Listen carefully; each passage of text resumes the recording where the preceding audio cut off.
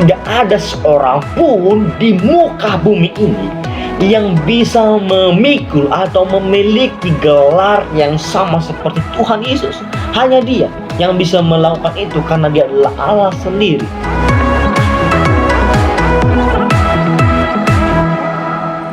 Salam Bapak Ibu, sahabat-sahabat yang berkati Tuhan. Dimanapun sahabat-sahabat berada, saya percaya bahwa sahabat semua ada dalam pemeliharaan Tuhan. Semuanya kita sehat walafiat. Saudara-saudara, pada kesempatan ini sebelum kita memulai renungan kita, mari kita berdoa bersama-sama. Tuhan Yesus yang baik, kami mengucap syukur buat kesempatan yang masih Engkau berikan kepada kami untuk merenungkan kebenaran-kebenaran firman-Mu. Dan lebih khusus pada kesempatan ini ya Tuhan, kami mau belajar bersama-sama mengenai kristologi dalam Injil Sinoptik. Berinya kami hikmat-Mu ya Tuhan, biar Roh Kudus-Mu yang memimpin kami, agar kami dapat bisa memahami kebenaran-kebenaran firman-Mu. Kami bersyukur dan memulaikan renungan ini. Haleluya, amin. Bapak Ibu dan sahabat-sahabat berkati Tuhan, pernahkah saudara mendengarkan yang namanya Injil Sinoptik? Nah, Injil Sinoptik itu adalah Injil yang terdapat dalam Perjanjian Baru. Nah, dalam Injil Sinoptik ini terdapat 3 kitab yang digolongkan Injil Sinoptik, yaitu Injil Matius, Markus, dan Injil Lukas. Nah, kristologi berasal dari bahasa Yunani. Kristos yang artinya Kristus, Logos yang artinya firman. Jadi dapat disimpulkan bahwa kristologi adalah ilmu tentang Tuhan dan ajarannya, ilmu tentang Yesus Kristus. Nah, pada kesempatan ini kita akan belajar bersama-sama kristologi dalam Injil Sinoptik. Kristus dalam Injil Matius, Markus, dan Lukas.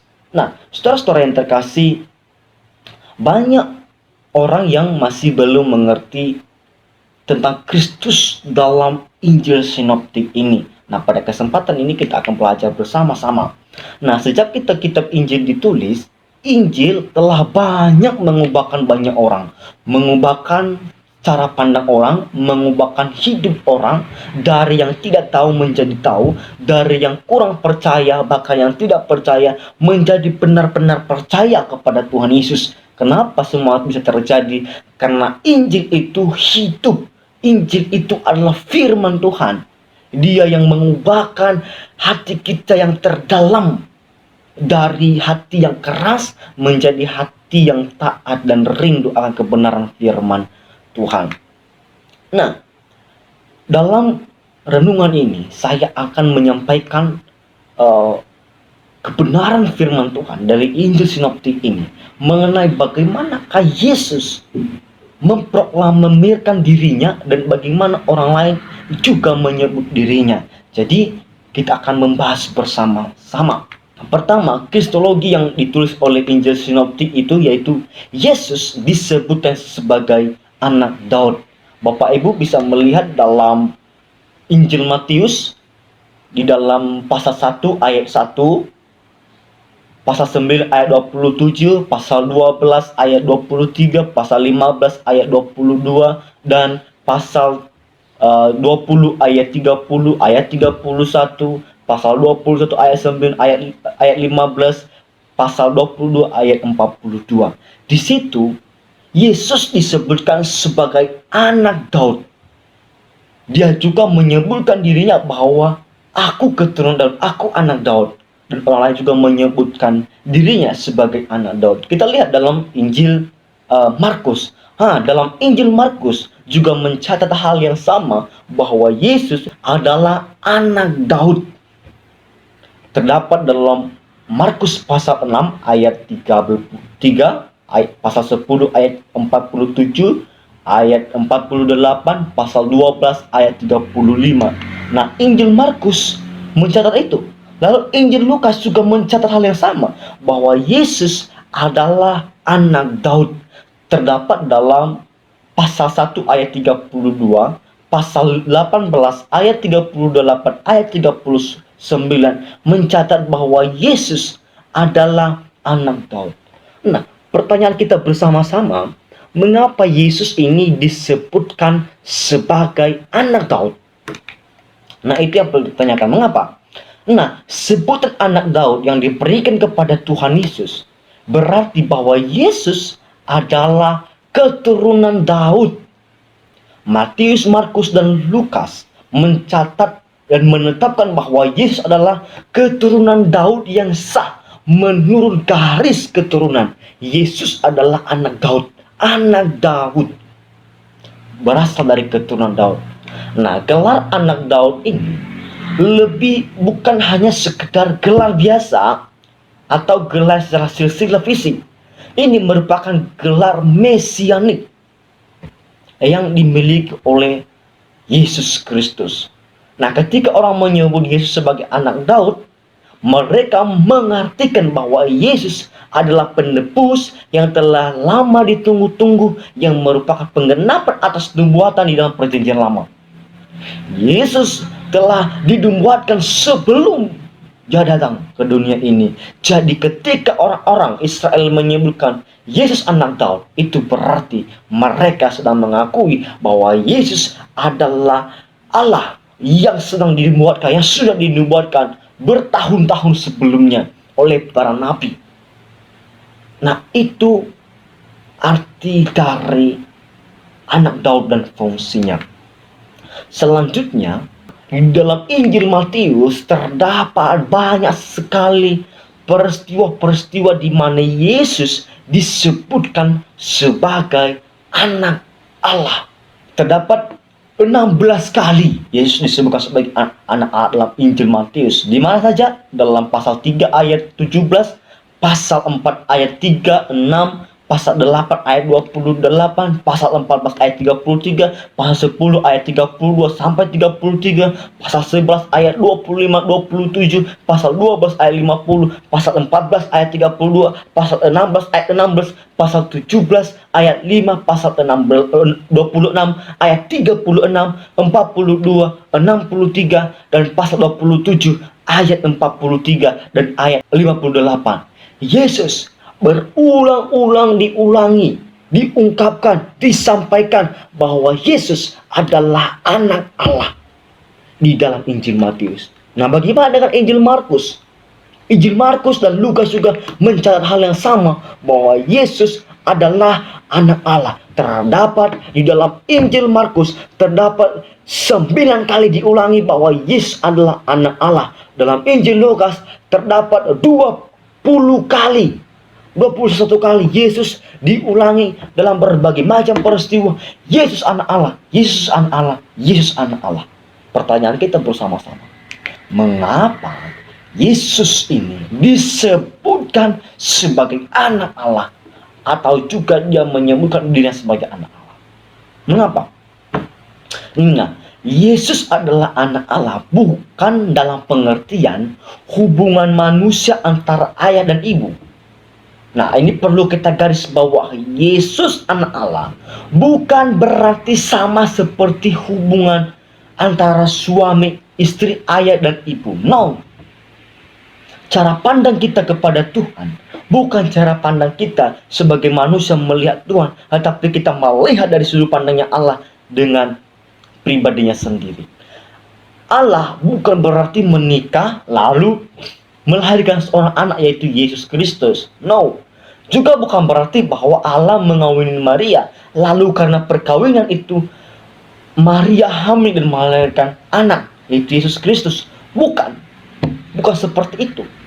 Yesus adalah anak Allah dalam pengertian Dia adalah Allah yang menyatakan dirinya dalam bentuk manusia. Allah yang berinkarnasi menjadi manusia.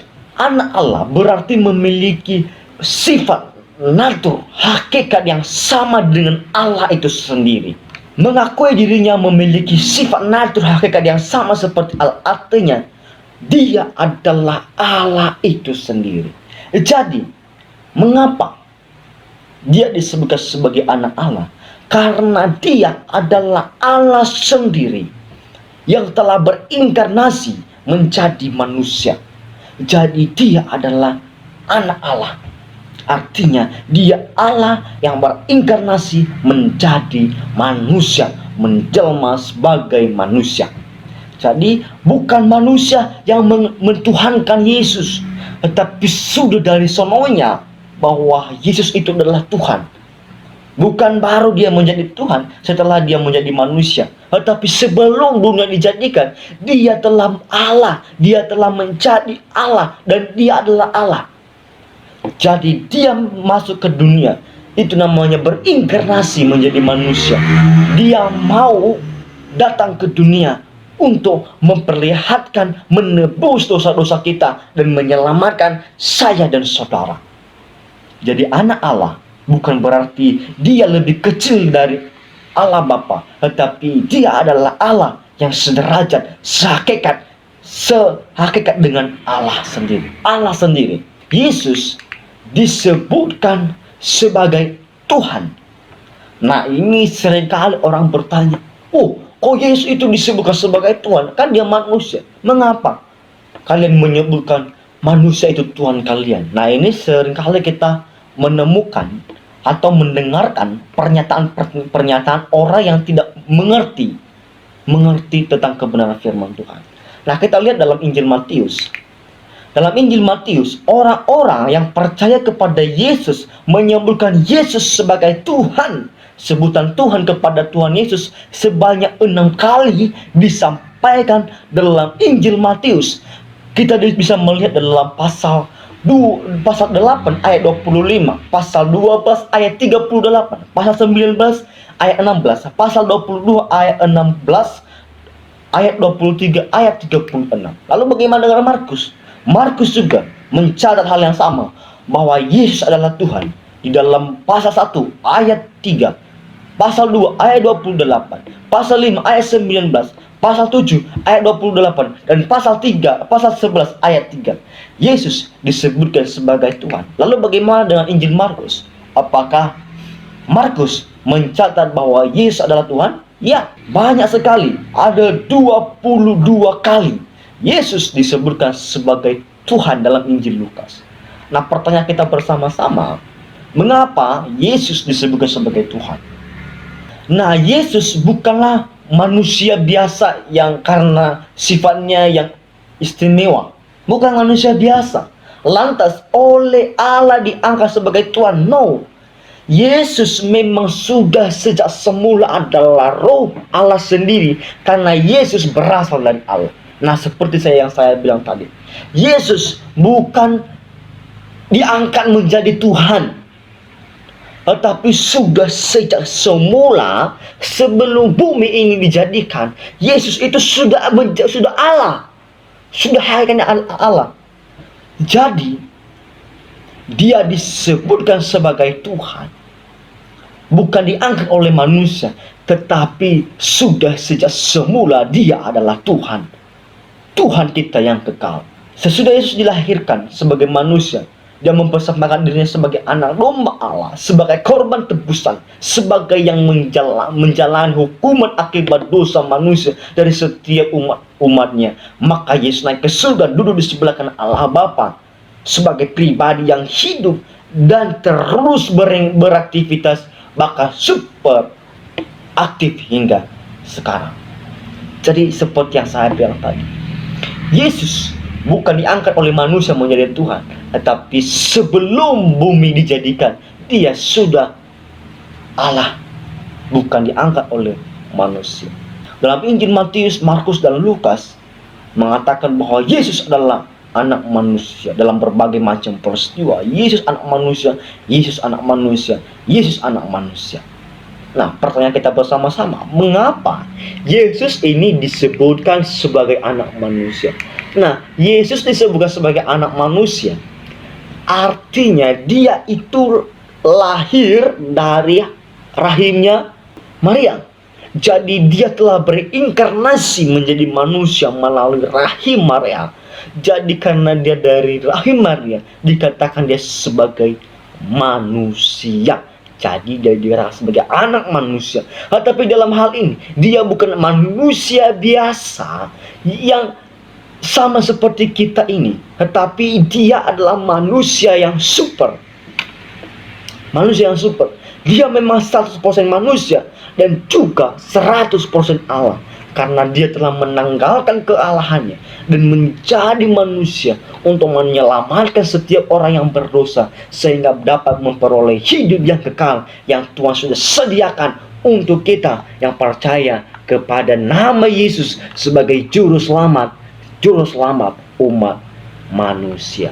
Kita telah mendengarkan tentang kristologi dalam Injil Sinoptik. Nah, mengapa kita perlu mengerti tentang kristologi ini? Nah, dengan kita memahami tadi bahwa Yesus disebutkan anak Allah, Yesus disebutkan anak manusia, sebagai Tuhan, sebagai manusia, di sini kita melihat bahwa Yesus mempunyai banyak gelar dan sebutan, dan tidak ada seorang pun di muka bumi ini yang bisa memikul atau memiliki gelar yang sama seperti Tuhan Yesus. Hanya Dia yang bisa melakukan itu, karena Dia adalah Allah sendiri. Baik itu Adam, baik itu Musa, baik itu Nuh, baik itu Abraham, dan siapapun yang pernah lahir di bumi ini dan akan lahir nanti, tidak akan sanggup memikul gelar Tuhan Yesus. Dia adalah Allah sendiri. Jadi kalau ada orang yang mengatakan, kenapa kalian mengatakan Yesus adalah Tuhan? Karena dia manusia. No, dia sejak semula dia adalah Tuhan, bukan baru diangkat setelah di bumi ini. No, dia hakikatnya adalah Allah.